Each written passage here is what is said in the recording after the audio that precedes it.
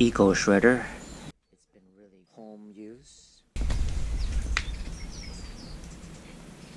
To take this apart, there's these screws here.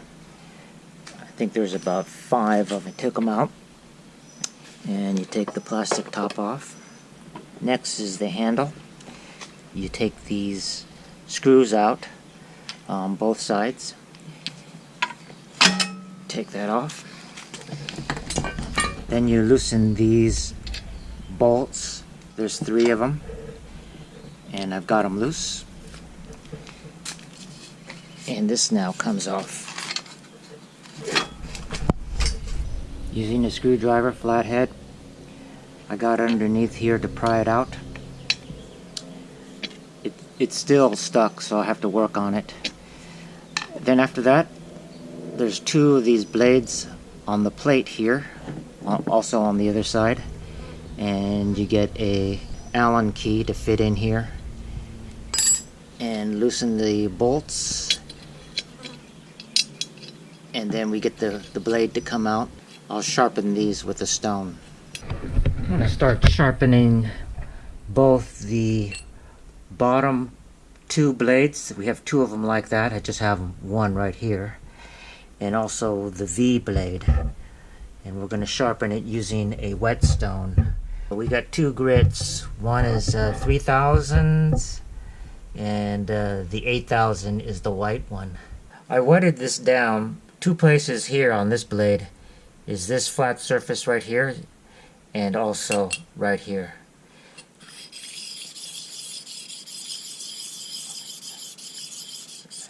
I do it just a circular pattern, one way and then the other way. We're catching any high spots. For this edge here, we want to sharpen that. Just keep it flat, like this. The best way to do it is go longitudinally like this, and it's easier to keep it flat rather than like this. It's easier to go like this, and you can just kind of keep it flat on the stone. Go the other way. You don't want to roll the edge, just keep it flat. Finish off going this way, and you get a nice sharp edge there. So for this one, the blade spins this way. I'm going to flatten this side, and then this side here, and same with the other part of the V blade. We're going to flatten this and this edge right here. Sharpen the small side of the blade.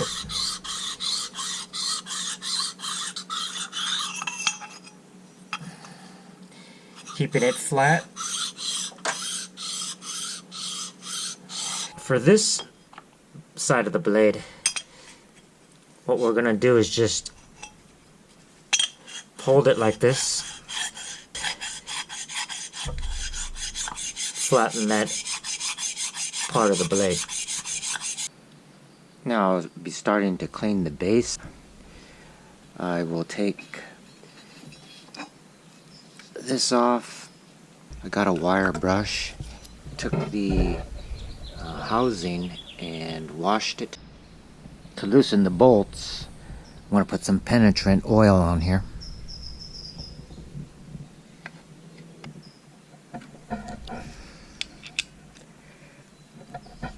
Some of these are hard to turn, so one of the things that you can do is shock it. Shock it like that with the hammer and see if it turns. Oh, yep, it sure does. To take off these mounting bolts, you just get a 1/2-inch wrench and loosen the bolts. So taking the plastic cover off, you can clean inside here also. It's pretty dirty in here. Looks like I just have to take off this ground, and the cover should come off. Well, I took the housing off. As you can see, it's very dusty, so I'm going to spray some compressed air on it to clean it off.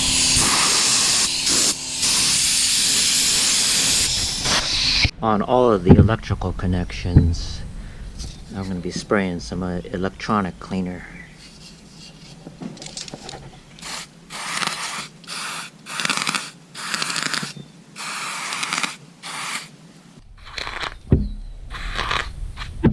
I'm going to get some soap and water and clean out the inside here.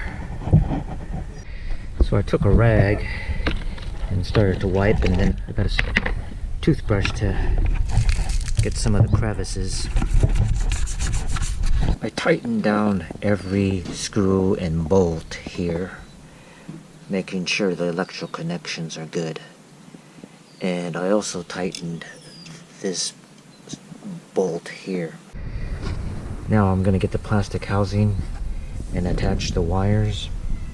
As I bolt this back together, all of the bolts that I put back in, I'm going to grease the holes so they don't get stuck later on when I disassemble it again to clean.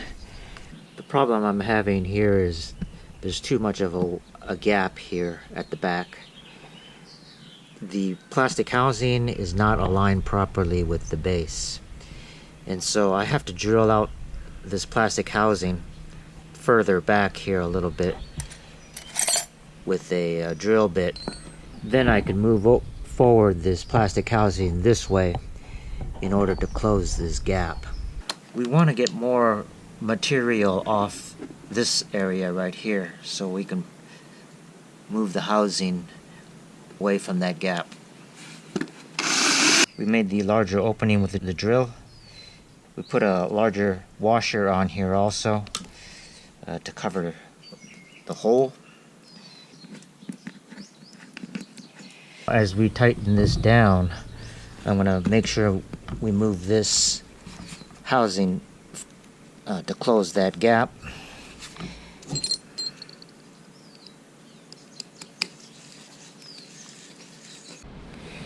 We got the second tubing that we wrapped up and tied here to hold down the first piece of tubes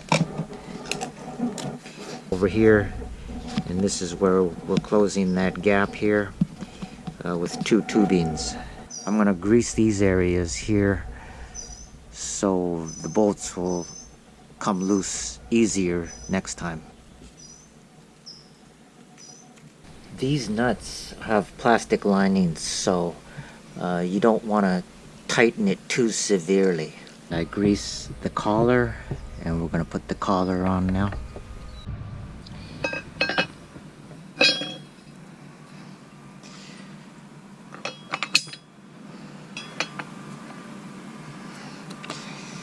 So we're going to have to tap that in. Grease the threads here.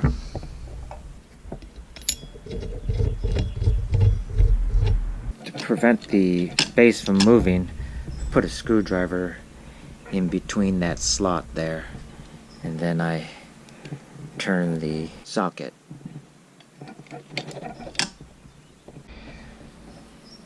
Put the base blades on. First grease the threads.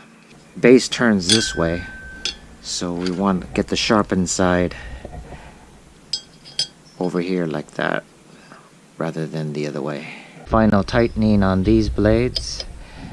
Stick a screwdriver into the slot and brace it against this post, and then you could start tightening it. The way this was put together, the manufacturer created this slit probably to fit the opening here. This is for the branch chute. The problem is this area right here is being pressed in because the blade is swirling this way, and it's pressing the material into here, and it's starting to bend this. So what I'm going to do is build up a weld here and weld this thing on using my welder.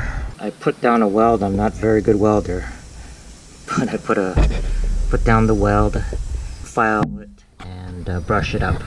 Finally got it filed down using the angle grinder. Screw down the housing to the base. Now we'll put the handle back on. Then we can put the funnel back on. But for big objects, I just usually leave it off anyways. You could screw it on here.